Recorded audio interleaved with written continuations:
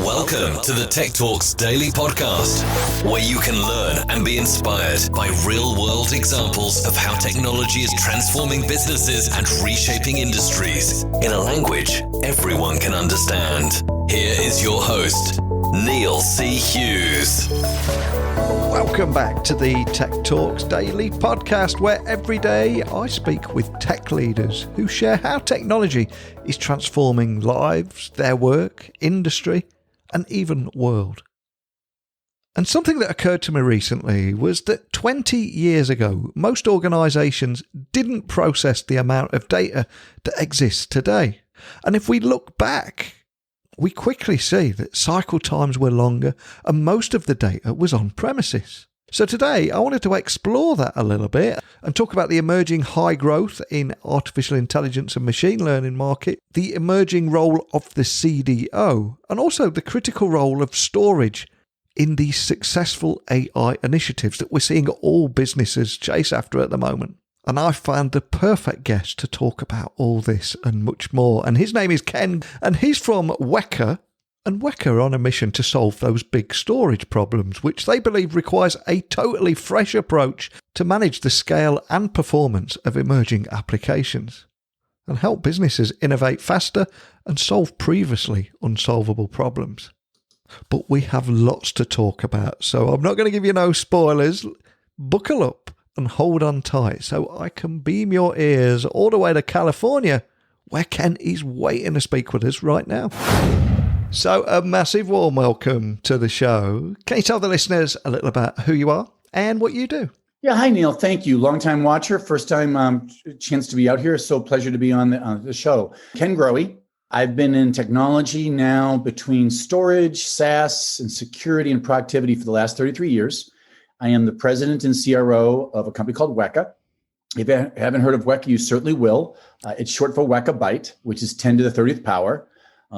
We have friends that work at Google, and they had a good future-proof name as well. As you probably know, Google, or Google as it's supposed to be pronounced, is 10 to the 100th power. Weka is 10 to the 30th power. And we did that on purpose. I was not a founder, but the founders came up with the names. They put all the data that would ever go into a file system. And what's cool about what we get to do is, coming out of COVID, people are using these new AI projects or initiatives and workflows to get a competitive advantage. I always think it's not the big that eat the little, Neil. It's the fast that eat the slow. So some of the faster companies are using either the cloud or a GPU or a version of Flash called NVMe to their advantage. And to do that, to harness that together, you typically need what's called a modern file system. We have one that has no limits. We call it a limitless data platform at Weka, and it's a blast. I'm one of the few people that have the title of president and CRO. To explain that, I was recruited for the position because I have a history with SaaS and storage and security. And I said, the only way I'd take the job is let me create demand for the product while I also own the number. So every VP of sales, the fancy title is a CRO, but every VP of sales owns the number. And that's fine. I love that life. I've done it a few times and I relish it. But I wanted the president so I could create the demand for it. And on the back end, make the experience on the life cycle of using the product so enjoyable. We had a very high net promoter score. So the experience from the very first click, if you hear about Weka, through, maybe 2 years after you buy our product, you get a survey saying, how's your experience been? We want you to give it 10 out of 10, or if there's an 11, sorry, not to quote Spinal Tap, we want you to go to 11 with it.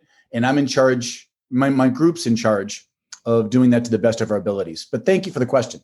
No, thank you. And so many cool things that you're working on at the moment. And I am conscious, like you said, there might be people tuning in that are hearing about you for the first time. So to begin with, and just to set that scene, what is Weka IO and what kind of problems do you solve for your customers? Well, great. Yeah, Weka, think of it as the software that allows you to store information. So in the old days, to date myself, you'd have a radio or a stereo system that was hooked up in a rack, 19-inch rack, and there was some boxes. If you're technical, those are 2U, 4U type boxes. They look very similar, like servers, they're a little deeper because they had spinning disk in them. And I joined at a company called EMC back in 1988.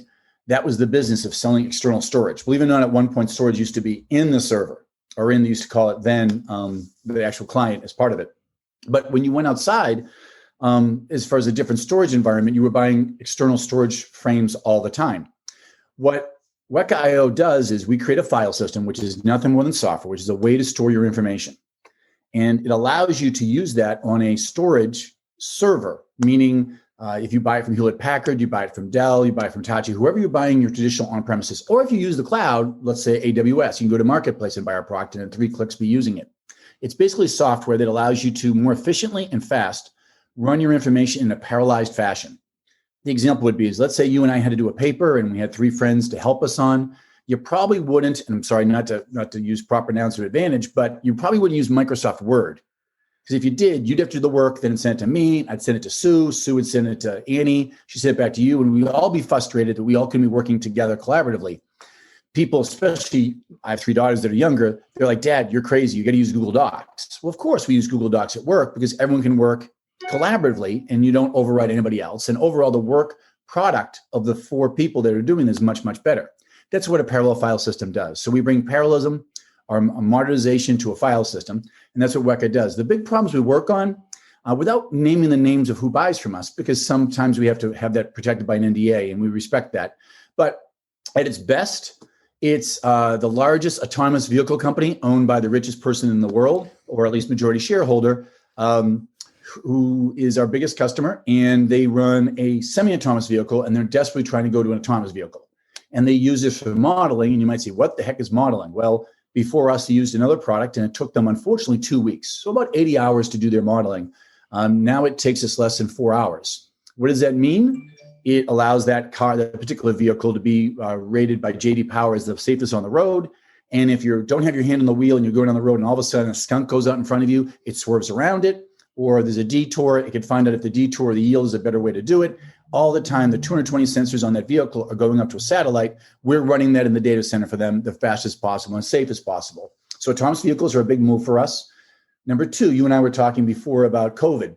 We were involved with 2 of the 3 companies that actually provided the vaccine. We all wish we would get out there earlier and quicker. We get back to normal as much as possible. But if you think about it, making a vaccine might be the biggest race. And I'm 53 years old, the biggest race I've ever seen in my life. Yeah. The whole world was, can't you get a bunch of scientists, I don't care where they live, to go figure out, do some A/B testing, do some regression testing, find a way to, put the proteins together, enzymes together, and put together a vaccine. It was the biggest race ever. You probably know who of those 2 companies that came out with it. One was a medium-sized company in Fortune 64. The other one was a relatively smaller company. They both used Weka. They both used the cloud to make that happen, which is really kind of cool. So anytime you're doing something for life sciences, that makes sense. So autonomous vehicles, life sciences. And then lastly, if you're managing multi, most people know gigabytes, they might even know terabytes. We sell petabytes, and some of our customers, like the US federal government, are in the exabyte size.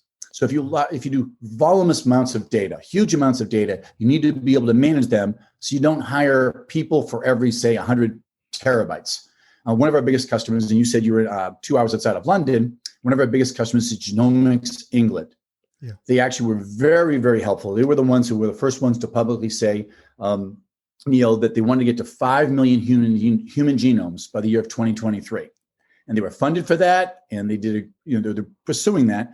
That's going to take them 140 petabytes if you do the math. So if you take all those zeros and divide all 140 petabytes, so that's a huge amount of scale. The reason they switched to Weka is they were using my former company's product. And what happened was they were saying, wait a minute, it's taking us 10 storage managers. And that's pretty costly. 10 full-time people, very capable, manage around 28 petabytes. To get to the math to the number of 5 million genomes that they needed to get to 70 petabytes by this year, 140 petabytes by the year 2023. To do so, they needed to upgrade to a system that could scale without adding so many people because they got too costly. And the cost per genome storage was too expensive.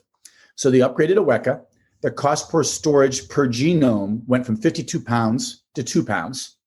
And to put it in real world terms, 10 storage administrators were used to do 28 petabytes using on-premises, stereo system type storage on premises. They went to Weka. They used some on premises. They spin some of it to an object store on premises through a different data center. Then they go to AWS in the cloud. And overall, they're at 70 petabytes, and they only need 1 storage administrator.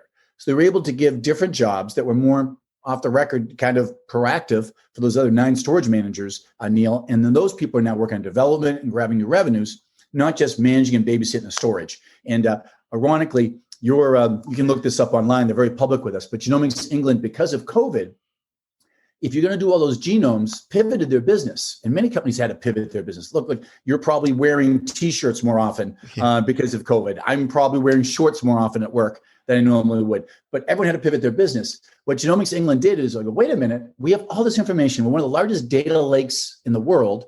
We're respected by the US, respected by the Chinese. There's a lot of politics going on. Why don't we do COVID resiliency? So a sliver of the business became COVID resiliency because you and I were talking offline. Everyone talks about it. How do you figure out, for the sake of humanity, who gets the vaccine first? And what's the most right way? First responders, asthma, maybe part of the elderly. We talked about before, people over 60, over 70, whatever it might be. We're not judging, but there's a scientific way that says, how do you, with X amount and finite amount of resources, do you maximize the utility and the happiness and survivorship rate, whatever? I'm proud to say your organization, Genomics England, we supplied to, made a lot of the breakthrough for COVID resiliency. And we're proud to talk about that. Not all of our customers are public, but Genomics England has been, and we appreciate them doing that. And then they're actually partners of all people with the Swiss Institute of Bioinformatics is a big Weka customer. That's where they store the information because, as you know, Swiss tend to be friends with everybody. And it was a good place to with the essence of security and compliance. So long-winded answer, but we love doing what we're doing. And those are the bigger problems we're solving right now. Incredibly cool. And just building on that, I've got to ask, what are Weka WOWs?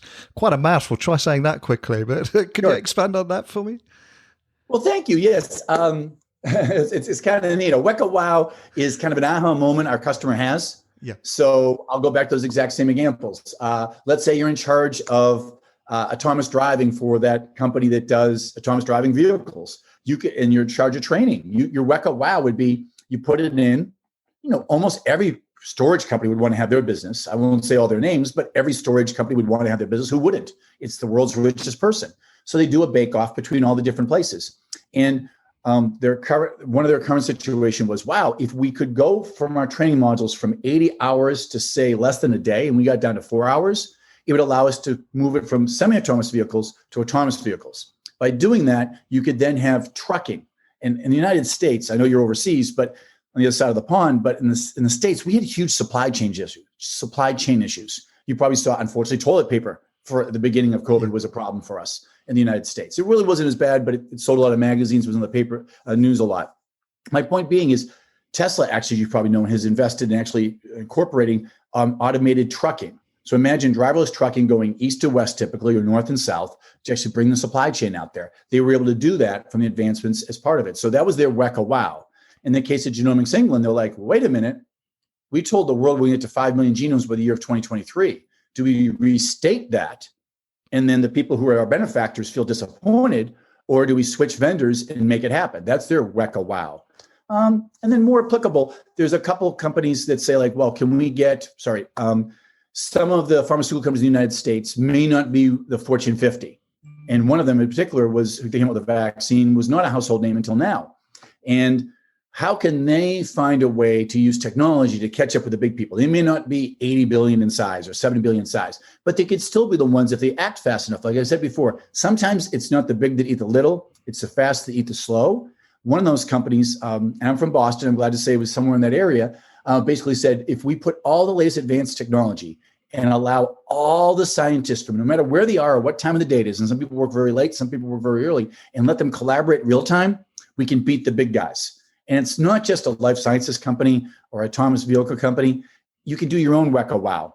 We have a small customer, Oklahoma Medical Research Facility, that bought only, I think it was 68 terabytes from us. And unfortunately, their genomics work that they had got donations for. Ironically, I think Michael Dell was one of the benefactors personally with some of their servers, which was great of him. Their workload was to do a genome project, and unfortunately, it was taking 70 days to run, 70 days to run. They put it in with us, and it took around 6 days. And with some fine tuning, we might get that below 5.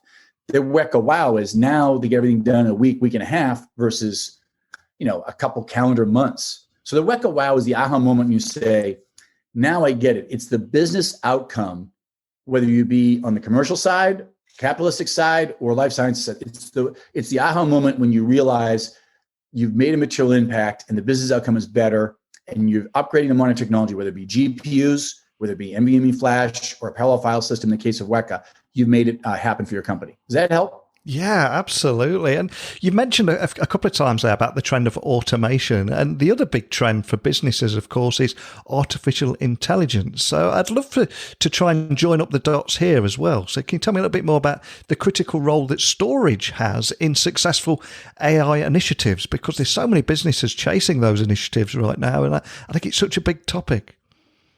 Well, I'll give you two examples that I get to experience here in California. We talked before. I'm in a small beach town called Santa Cruz in California, just half hour south of Silicon Valley. And I moved our family here on purpose because the opportunities, which is incredible. An example of two opportunities.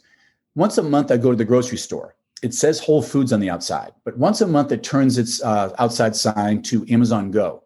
And if you've been to one of those, it's really incredible. You go in, and a couple of words I hate is waiting or latency. And most people are the same way as me. I have, unfortunately, it feels like I could be curing cancer or doing some huge math problem or being a better person if I wasn't waiting in line. So I go to the grocery store that one day a month. I don't care if it's more money or the same price. But the good news is that one day, all the cash registers are gone. You walk in with an iPhone, as long as it's connected to the Wi-Fi and there's a small beep when you walk in. When you walk out, they automatically calibrate everything and they send you a receipt. That's huge. If you want, go on to Google Amazon Go later today. It's incredible. Newark Airport's experimenting with it. If you ever get a chance to go there, parts of New York run it. Obviously, in Seattle runs it, and some of these towns that are pretty progressive, like Santa Cruz, use it. So that's how in everyday life. If you're not a scientist or if you're not working on autonomous vehicles, that's a way to automate your life. Now, if someone like me, in reality, Neil, I'm only gaining 6 minutes. Yeah. But those 6 minutes are treasured. I could be a better husband. I could be a better father. I could be a better friend. Who knows why I do in that 6 minutes? But it gets me in a good mood knowing that I walked out and I'm going to check the receipt to make sure it's fairly correct. So the bananas I buy are the right price, or the strawberries I buy are organic or whatever. But that's just kind of cool how everyday life is part of it. Another example, ironically, next to that is, sorry, not for the promotion, but CVS. It's a drugstore here in the United States. I have allergies. Unfortunately, they're attacking me right now, but I use a product called Claritin D from time to time. And there's times I go there because of the supply chain issues in the United States. I'll go and they're out of Claritin D. Well, we're blessed that there's several CVSs. I'm brand loyal and I run around to the CVSs. I really don't want my credit card company. I try to pay with credit cards, usually on my phone or in my pocket or my wallet. But I really don't want my credit card company stopping my purchase for a $19 item for allergies for Claritin D, because it happens to have a D in it. And I go to 3 different CVSs and they happen to be out of stock. And I am not someone who's compiling Claritin D for the decongestant so I can create a meth lab. I'm really not. But what that particular company, and I won't say the name of the company, but it's in my wallet. When I use that product, it stops false positives. So a lot of people are worried about fraud. The user experience sometimes is in the opposite of false positives. So that one particular company uses behavioral instincts of AI to realize, yes, Ken has allergies. He might go to a CVS. If he's going to 3 different CVSs in 7 minutes, aggravated, driving really fast, hopefully safe between those to get Claritin D, he just has allergies. Do not shut off his credit card. So you might say that's not a big deal. And the 6 minutes you get for going there, you're going to see more and more things happen either invisibly or visibly. Those two are visible examples. But like I said before, the fact that we had a shortage of toilet paper and things like that in the States, and now we don't, somewhat, they automated the supply chain with autonomous driving, with trucking, et cetera, to get things to the right place at the right time. So hopefully those are some examples how they're using AI. And more, I think companies coming out, COVID, there's a phrase out there you've probably heard before, Neil, where there's chaos, there's opportunity. Yeah. Some of these business leaders, these general managers, and there's a new role out there, I'm sure people listening have heard it before, called a chief data officer. So I have a small accent. DATA was what I tried to say. Chief data officer. They are people that either came from academic worlds like Oxford or MIT or Stanford or one of the Ivies, or whatever university you came from, with expertise. And instead of doing genomic projects or resiliency projects like I talked about before, instead they're being pilfered and either on loan or fully recruited by, say, the Fortune 2000. And they're saying, take that AI expertise. Don't do an abstract product. Don't do a scientific product. Do something that helps us gain market share. Something that gives us a competitive edge, either in retail or marketing or manufacturing, wherever you might be. And that person sits outside of IT, which, no offense, traditional information technology, there's rules, there's rigors, there's policies. Heck, you're the new employee, try to get re-imaged a new computer when you join a new company. It involves 17 different people, it seems like, just to get an email going. But they have to lock it down to protect them. So we respect that. So imagine a chief data officer, Neil, being someone between what's possible of academia life and data scientist life. But the reality of IT, they sit between the two. They are the people that are doing AI projects. They are the people that are helping company gain market share. They are the people getting competitive edge. They are the people who are buying GPUs from NVIDIA, whoever you buy, or AMD, whoever you buy GPUs from, clustering them together for competitive advantage because they're just a magnitude better, order of magnitude better than other companies, using a parallel file system because you don't want anybody to wait. So you want all your resources wherever you might live. In COVID, you're working off a Zoom environment probably. So work off that parallel environment. And then number 3, have the network. So when you get the answer, you can throw it back quick. You don't want to be waiting in line in a toll booth or so. But hopefully that helps answer your question, what people are using for AI projects. It's both invisible and invisible. Absolutely. You mentioned the competitive edge there, and I believe that Weka is a direct competitor for Amazon's AWS. How challenging is that? Is that something you're quite proud of? Or? We are proud of it. It's available on Amazon Marketplace. It's not the first time something's available on Amazon Marketplace that something besides being available from Amazon would be better than something from Amazon. And they're a very powerful company. I saw Jeff just stepped down as CEO, and they're going to have a new CEO. And as you probably saw, someone from AWS, Andy, is going to be the replacement, which is great. I'm sure they'll work through a succession plan.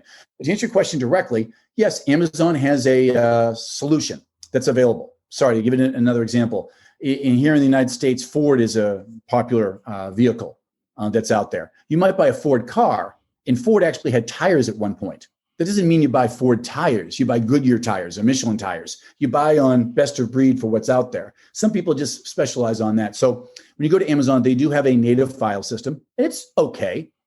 It's a little expensive and not that fast. It's not what they're known for. They're known for hosting and providing incredible value that Amazon does. You know, like Jeff really called the company, all rivers lead to the Amazon, is what the theory was behind it. In fact, their code name was Relentless, as you probably know, before Amazon came out. That was what they wanted to call the company before they went with it. But to answer your question specifically, we are an option. It's not for everybody. Just like if you need storage, you can buy Dropbox, but you can also buy Weka. I mean, it's a little bit different example. Dropbox is, for family photos. You buy Weka, not because it costs more, but you can do more. You can cure COVID, get a vaccine for COVID. You can get COVID resiliency. You can, help the richest person in the world become the richest person in the world, et cetera. Amazon happens to be a customer of ours as well. But with Amazon Web Services, it's an extra choice, no different than when you go to a restaurant. When we do get back to restaurants again, you can buy, a turkey melt, or you can buy a steak dinner. For me, I'd rather buy the steak dinner. There's a reason why there's a menu for different choices. Not everyone's going to buy it. Amazon will still sell a lot more native file systems than they will Weka, but it is a choice, and you have to know to look for it. It's easy to configure, and literally it's 4 clicks, same as the native file system. But our biggest problem, and you're helping me tremendously with it, and you're helping us tremendously, is exposure. If you know about it, you might select it. No different than 20 years ago, if you and I were going to buy a computer, you might buy Intel Inside. In fact, you might even have the mistake of saying, where's the Intel computers? I really want the Intel computers. I heard they're the best. It's true, but they don't make computers. You would buy it from Apple or IBM or Dell or whoever, or Hewlett Packard, whoever you inclined to buy it from. But Intel Inside was the pull for branding. It had compliance. We're doing Weka Within. Thank you for acknowledging Weka WOW. But Weka Within that's the actual solution that you have for storage. As long as you know Weka Within is in there, you're going to pay a little bit more, maybe 10% more, but get 5 times the performance from it. And sometimes you need that. And there is so much talk at the moment about making a difference and a bigger focus on sustainability and how we can leverage technology to be more sustainable. And also, I think people are wanting to, especially businesses, have got a stronger focus on innovation. And a lot of people say in times of crisis, it can be a catalyst for change and a catalyst for innovation. So do you have any examples of technology enriching people's lives by enabling faster product innovation and also the importance of sustainability for you guys? Well, a great question for sustainability. I think people are trying to do it with a difference. I look at Mark Benioff, what he does. He donates, 1% to the company's profits. And important, and on top of that, he also does 1% of the employee's time to actually be given, full pay to go do donation work. And we'd aspire to be like that as we go to being public. We're not public yet. We're still a private company. We do expect to go towards an IPO potentially in the next 2 to 3 years if we keep growing at the rate we are. Last year, we grew at 350% on our cloud business, and that's just easier to get things done. So to answer your question, no, we're trying to solve big problems. I think we spoke about COVID before. Yeah. By the way, people do get ill from other things. So we do supply to other companies that provide the treatment for cystic fibrosis, for multiple sclerosis, and Alzheimer's, and ALS. And unfortunately, Alzheimer's, ALS are rising tremendously, at least in the States. I spend most of my time reading the news about that, not as globally as I'd like to be. Cystic fibrosis is still very troubling, obviously, and multiple sclerosis is near and dear to my heart. My mother passed away at an early age because of that, and I actually don't have any memory of my mother actually walking multiple sclerosis. So, it's just affects the central nervous system. So we do supply to those companies at a reduced cost that provide those for the greater mankind, and I think that does help us. It doesn't really help on sustainability. It helps make the world, in theory, a better place. I think for sustainability, the fact that we do it in the cloud, I don't think we move the electrical discharge. We just move it from your own personal bill to Amazon's. So the electricity is still being used. It's just being used in, I don't know, in Oregon or wherever their data centers are, versus where we're using it in our own premises. But we do care about sustainability, and we do hope to pledge eventually to that Mark Benioff pledge that Salesforce does in the 1%. Of the donations and charity time. And we'd like to be that type of company that would be one of the ones high up on the places that people want to work at. Well, I've loved chatting with you today. I think we've only scratched the surface of the huge amount of work that you're doing there and the good that you're doing. But before I do let you go, for anyone listening that would just like to find out a little bit more information and do their own research and maybe watch a few videos and read a few blog posts of what you're doing, what's the best way of finding you online and equally contacting your team if they are left with any questions?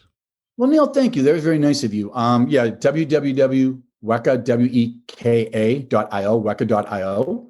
Seems like the IO companies are all trending these days. So please go there. We just had a rebranding of our website, and lots of videos, lots of things you can learn at your own pace, lots of white papers. When you're so inclined, contact me or contact one of our sales team or our solutions team, or if you want to have someone speak at one of your sessions or help out, that would be great. And then if you need me personally, I'm on LinkedIn, or my email is Grohe, Grohe @weka.io. And it should be a name to remember. They actually, I'm not related to the German faucet makers, Hans Grohe and the group out of Germany. But I'm half Irish, half German, roughly. And if you could reach me by email, that's usually a good way. And we'll make sure the right person, even myself, gets in touch with you. But thank you for the nice plug. No, thank you. I appreciate your time coming on here today. And I'd love to see how the world further evolves this year and how businesses adapt to the changing surroundings too. And it'd possibly be great to get you back on later in the year and talk a little bit more about enabling faster data analytics and how that can drive business outcomes too. But more than anything, just a big thank you for taking the time out to speak with me today. Neil, I'd love to meet you somewhere in the UK, either near your place or near London. Maybe we'll go meet in Piccadilly and do it live next time. Wow, what a great guy. I'm very passionate about this subject, and his enthusiasm really came across. And I love chatting with him about the speed, scale, and simplicity of data mobility and how there is no longer room for compromise. And also, of course, making the world a better place for all and saving lives by enabling faster COVID-19 research so we can all begin to get our lives back. And also about enriching people's lives by enabling faster product innovation, such as autonomous driving vehicles. Ultimately, helping people drive better business outcomes by enabling faster data analytics. So much food for thought in that one, but I'd love to hear your thoughts on this, on any of the topics we discussed today, or if you'd like to come on and share your story too. Whatever it is, email me, techblogwriter@outlook.com, Twitter @NeilCHughes, and my website is techblogwriter.co.uk. So I'll return again tomorrow. Yes, we've got another guest already lined up. I hope you'll join me again. So a big thank you for listening. And until next time, don't be a stranger. Thank you for listening to the Tech Talks Daily Podcast with Neil C. Hughes. Remember, technology works best when it brings people together.